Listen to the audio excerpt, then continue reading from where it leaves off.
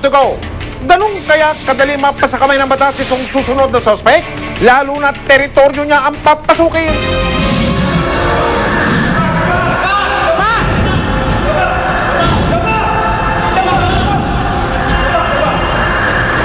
Sa pagkakatiklo ng mga hinihinalang bigating dealer ng cocaine na sina Arthur Ulate at Benjamin Lobing, akala ng mga operatiba naka-jackpot na sila at hindi nila inasahan na may bonus pa.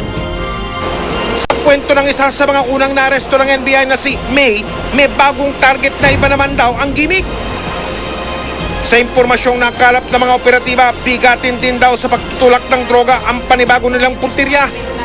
So Stephen Yao, yung target ng follow-up operation. He's a businessman. He has a bar in Malate, in Manila. He's keeping the drugs doon sa bar. Doon siya nagpapaparty. Doon siya nagdidistribute ng drugs.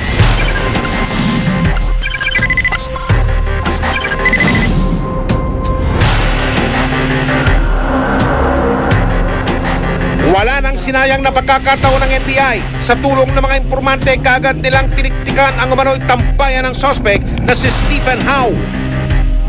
Basta ako pumaparty lang din to, nakaparty na ako sa bar niya. Minsan, pag kami-kami lang, gumagamit kami ng shabs. Kasabay nito, muling naghanda ang mga tauhan ng NBI. Bitbit ang panibagong impormasyon at search warrant mula sa korte, ikinasa ng mga operatiba ang follow-up operation na tutugi sa isa pa umanong high-class cocaine dealer na ikinanta ng mga unang naresto.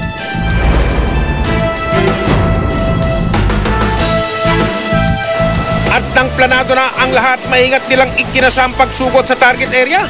Layunin ng operasyon, itigil ang kabit-kabit daw na koneksyon ng pagtutulak ng cocaine sa iba't ibang lugar sa Pilipinas. Nagmanman muna ang informante ng NBI sa target area. Siniguro muna nilang naroon ang pakay ng pagsalakay. Sa labas, nakahanda na ang mga operatibang tatapos sa maliligayang araw na mga tinuturong salot ng lipunan. Sige, tuloy lang ang happy-happy. Pero ayon nga sa isang kasabihan, let's save the best for last. Nang makumpirmang naroon ang suspect na si Stephen Howe, kaagad nang sumalakay ang mga tauhan ng NBI.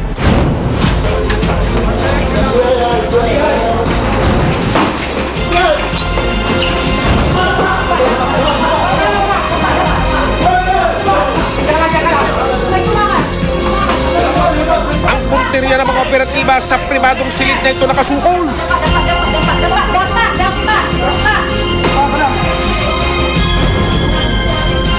Tila maamong tupang hinarap ng suspect ang mga operatiba. Meron kaming authority para mag-search dito sa bar mo ng shabu or any dangerous drugs. Okay? So yung buong bar ang i-search namin. Okay? Start tayo ng search. Okay, pasok. Hinanap ng mga operatiba ang mga isinumbong sa kanilang mga ebidensya. Alinsunod sa batas, isinagawa ito sa paraang nasaksiyan ng ilang kinatawan ng barangay. Sa pagkain galing state. Nakita ng mga tiga-NBI ang ilang nakatagong armas na maaaring umanong magdiin sa sospek. Kabilang dito ang ilang pinagbabawal na mataas na kalibring mga baril tulad ng Ingram. Mayroon ding rifle grenade at ilang pang klase ng baril na wala umanong kaukulang permit to carry. Sir, permit niya, sir. Wala ko kami ginagawa, sir. Naku naman, pati pala sa katawan may tinatago pa. Daig pa ang militar na sasabak sa gera. May droga ka dito. Wala, sir. Baril. Baril, sir, meron. Hilig ko po yun eh. Ilan yung baril mo dito? Well, sir, ngayon dalawa, sir. Pero may lisensya po yun at saka paintball, sir. Pero hindi lang pala rito may nakatago. Dahil sa isa pang pribadong kwarto, may mga naiwan pa umanong parapinalya ng droga. Meron sa gitna, oh.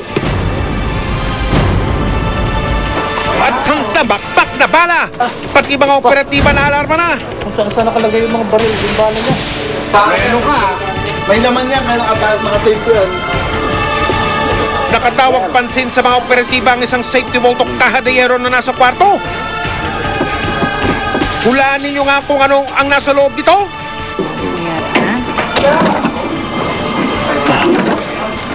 Unang butas dyan. Oo, bakal yan. Ganun ba? Lahat ano dyan, sir. Mga bakal dyan. Hindi mo pwede yun. Aroy ko. Ano mo? Ay, ang dami eh. Ma'am, binato ni yan, ma'am. Ma'am, binato ni yan. Ma'am, atras na yan, ma'am. Binato ni yan, ma'am. One down. Ilang ebidensya pa kaya ang natitira? Susunod. Pero babalik natin ng maayos. Ketamax injection. Sa kabayo po. Bayo ka ba? Kabayo ka ba? Hindi po. O kaya nga. For your information, ang ketamine Ketamax. is classified na ng dangerous drugs Okay. as dangerous drugs.